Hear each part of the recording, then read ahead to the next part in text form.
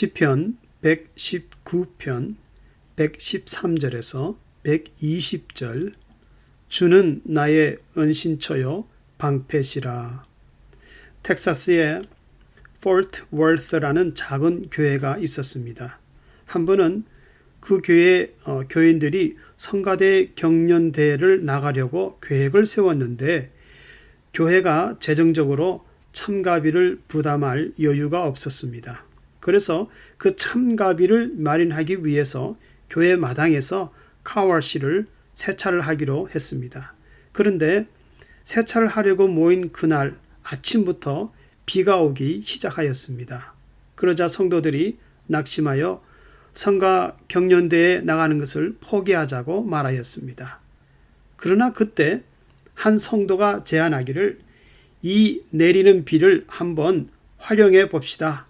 그러면서 나무판에다 페인트로 글자를 쓰기를 우리는 씻고 we wash 그리고 화살표를 힘있게 하늘로 가리킨 뒤에 하나님은 헹구십니다. He rinses. 그러자 이 믿음의 글이 차를 몰고 지나가던 사람들에게 감동을 주었습니다. 그리고 마을 사람들은 서로 전화를 해서 비 오는 날에 많은 사람들이 그 작은 교회 마당에서 세차를 하게 되었습니다. 그래서 마침내 포트 월스 그 교회 성가대는 합창 대회에 나가게 되었다는 이야기가 있습니다. 성도들은 자기가 처한 환경에서 신앙의 눈으로 어디를 쳐다보느냐에 따라서 믿음으로 하나님의 은혜를 경험할 수도 있고 아니면 그냥 평범하게 세상 사람들처럼 살게 됩니다. 시편의 성도는 105절에서 하나님의 말씀을 자기 인생의 등불과 안내자로 삼겠다고 고백한 후에 이제 본문에 쓰는 그 믿음을 구체화시켜서 두 마음을 품지 않겠다고 말씀합니다. 113절 다시 말하면 헛된 생각을 품거나 세상과 하나님 사이에서 머뭇머뭇거리는 죄악과 타협하는 삶을 살지 않겠다는 것입니다. 그래서 본문에서 말씀하는 두 마음을 품는 자와 행악자 그리고 말씀을 떠난 자들과 그들과는 선을 긋고 하나님을 나의 피난처요 방패로 삼아 세상에서 신앙을 지키겠다고 결심을 하고 있습니다. 성경에서 믿음의 성도들은 때때로 고난이 태풍처럼 들이닥쳐도 낙심치 않고 슬픔 가운데 있을지라도 부르짖습니다. 그리고 생명이 위협을 당하고 세상에서 고립되고 소외되어도 항상 소망을 하나님께 두었습니다. 그랬더니 하나님은 그 성도가 당할 위험을 막아주시고 보호해 주셨습니다. 한 예로 잘 알고 있는 사드락과 메삭과 아벳느고가 우상에게 절하지 않은 그 신앙 때문에 불석에서 타 죽을 뻔하였습니다. 하지만 신앙의 순결을 더 귀히 여겼을 때에 하나님은 기적을 베풀어 주시면서까지 그들을 불 가운데서 구원하여 주셨습니다. 어떻게 옆에 있는 사람은 다 죽었는데 자신들은 불속에서 조금도 상하지 않았을까?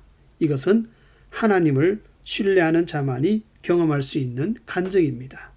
본문에서 기도하는 시편의 성도도 같은 믿음의 맥락을 가지고 있습니다. 그래서 과거로부터 체험된 은혜들을 인하여 구구절절히 하나님께 쏟아내는 고백은 내가 주의 법을 사랑하나이다. 주의 말씀을 소망 중에 바라나이다. 하나님의 계명을 지키리로다.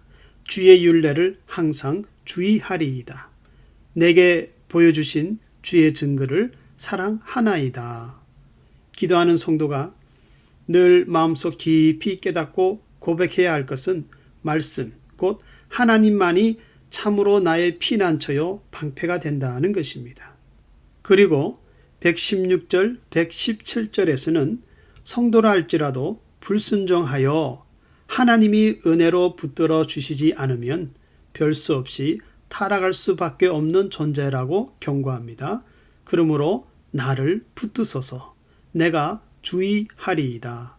성경에는 잠시 신앙의 눈이 하나님께 고정되지 않았을 때 생겼던 허물들이 기록되어져 있습니다.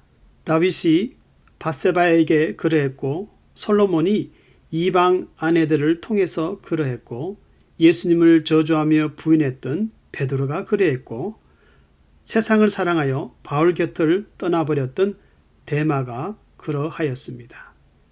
이 허물들은 단순히 남의 이야기가 아니라 나에게도 일어날 수 있는 일들입니다. 그러므로 성도들의 신앙은 항상 현실적이어야 하고 그리고 내가 가진 신앙은 항상 생활 속에 적용이 되어야 합니다. 그래야 살아있는 신앙이 되지 않겠습니까? 마지막으로 시편의 성도는 118절에서 120절에 보면은 가끔 악인이 비참하게 되는 결말을 볼 때마다 이것을 자신이 깨어있게 하는 거울로 삼는다고 말씀합니다. 내가 주의 판단을 두려워하나이다. 악인들은 하나님을 두려워하지 않고 행하지만은 그러나 때때로 심판을 받을 때는 하나님이 그들을 119절의 말씀처럼 찌꺼기같이 버리신다고 말씀합니다. 여기서 찌꺼기는 영광로에서 나오는 쓸모없는 것을 말하는데 이와 같이 악인들은 불과 같은 심판이 있은 후에 버려져서 전혀 긍휼함을 얻지 못한다는 것입니다. 그러나 비록 악인이 그렇게 멸망한다 할지라도 하나님의 마음은 나는 악인의 죽는 것을 기뻐하지 아니하고 악인이 그 길에서 돌이켜 떠나기를 기뻐하노라. 예레미야서 33장 11절의 말씀입니다. 그리고 고린도전서 10장에서는 그들에게 당한 일들이 성도들에게는 거울이 되고 또한 말세를 만난 우리에게 경고로 기록이 되었다고 말씀합니다. 그러므로 내가 진실한 신자라면은 주의 말씀을 사랑하는 동시에 또한 두려워하는 양면의 경건을 가져야 할 것입니다. 성도님들은 세상에서 주의 손을 단단히 붙잡고 있습니까? 주는 나의 은신처요 방패시라.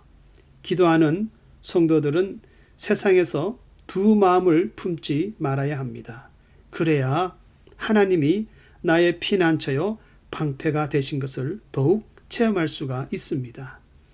나의 신앙의 눈이 하나님을 떠나지 않을 때에 나와 동행하시는 하나님의 그 은혜가 날마다 경험되어질 수 있기를 주의 이름으로 축원합니다.